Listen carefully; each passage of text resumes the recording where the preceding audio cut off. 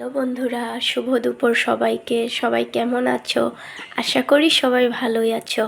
আমিও বর্তমান ভালোই আছি। শরীরটা বেশি ভালো না, গলার টোনে বুঝতেই পারছো তোমরা যে আমার অনেক ঠান্ডা লেগেছে। তো আজকে আমি আপনাদের সাথে একটা রেসিপি শেয়ার করছি। আমি আজকে মিষ্টি চাটনি বানাচ্ছি, আর কি দিয়ে মিষ্টি চাটনিটা বানাবো তোমাদের সাথে শেয়ার করছি।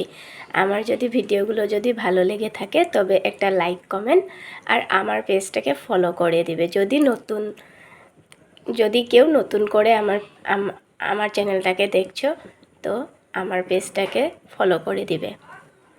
আজকে এই মিষ্টি চাটনির জন্য আমি এখানে কি নিয়েছি দেখে নাও।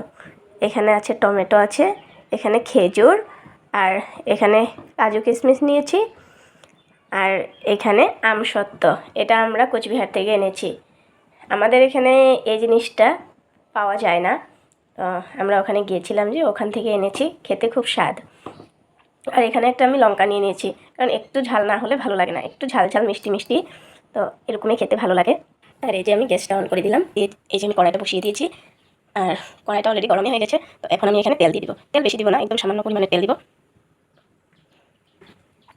এখন তেলটা গরম হওয়া অবধি আমি অপেক্ষা করবো। এই যে আমার তেল অলরেডি গরম হয়ে গেছে, আর এখানে আমি দিয়ে দিব পাঁচফোড়ন। আর পাঁচফোড়নে মিঠা সবটা একটু বেশি করে দিলে ভালো হয়, সেন্টটা অনেক সুন্দর আসে। তো আমি যে এখানে দিয়ে দিয়েছি পাঁচফোড়ন, দিয়ে দিয়েছি। আর শুকনো লঙ্কা নেই, তার জন্য এই যে কাঁচা লঙ্কাটা কেটে রেখেছিলাম সেটা দিয়ে দিয়েছি। আর এখন আমি এখানে টমেটোগুলো দিয়ে দিব।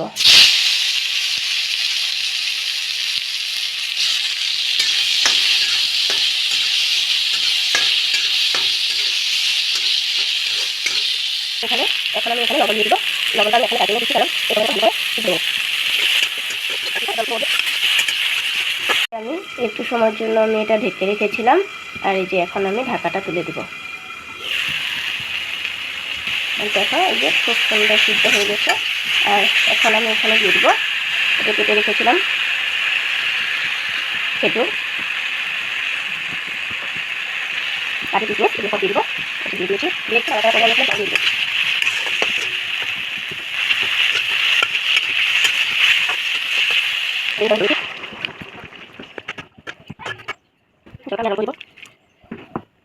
তো দেখো বন্ধুরা, এই যে এটা পুরো জলটা যে দিয়েছিলাম এটা পুরো হয়ে গেছে। এখন আমি এখানে দিয়ে দিব এই যে কেটে রেখেছিলাম আমসত্ত্ব, সেগুলো দিয়ে দিব।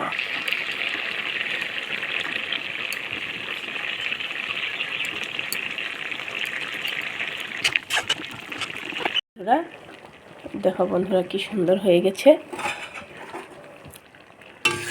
আমগুলো যে দিয়েছিলাম এগুলো গলে গেছে। এখন আমি এখানে চিনি দিব।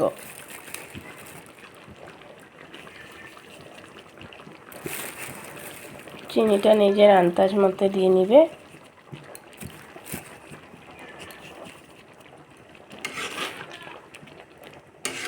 চিনিটা আমি লাস্টে দিয়েছি, কারণ চিনিটা দিয়ে দিলে লেগে লেগে ধরবে না, আঠা হয়ে যাবে।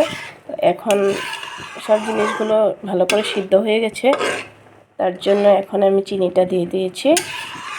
এখন একটু সময় এরকম রেখে দিব, তারপর দেখবে কি সুন্দর আঠা হয়ে যাবে, আর খেতেও খুব স্বাদ হবে।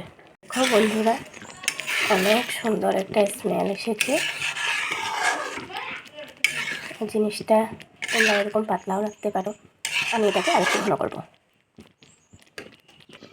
বন্ধুরা এই যে দেখো হয়ে গেছে, অনেকটাই ঘন হয়ে গেছে। জিনিসটা আমি একটু ভেঙে দিইনি, কারণ এইভাবেই ভালো লাগে। তোমরা চাইলে এইভাবে টক বানাতে পারো। টক একটা মিষ্টি চাটনি, টক বলারটা আমার কী হবে, তোমরা এইভাবে বানিয়ে খেতে পারো, অনেক স্বাদ হয়। এটা আসলে এটা আমাদের তো বাঙালিরা খাবার পর এই ধরনের মিষ্টি চাটনি হয়। আমাদের যে কোনো অকেশনেই চাটনিটা তো আমাদের থাকেই। তোমরা চাইলে এইভাবে ঘরেও বানিয়ে খেতে পারো, আর রুটির সাথেও খেতে ভালোই লাগবে। তো যদি আমার ভিডিওটা ভালো লেগে থাকে তবে একটা লাইক আর কমেন্ট করে দিবে। বাই বাই, আজকের জন্য এতটুকুই।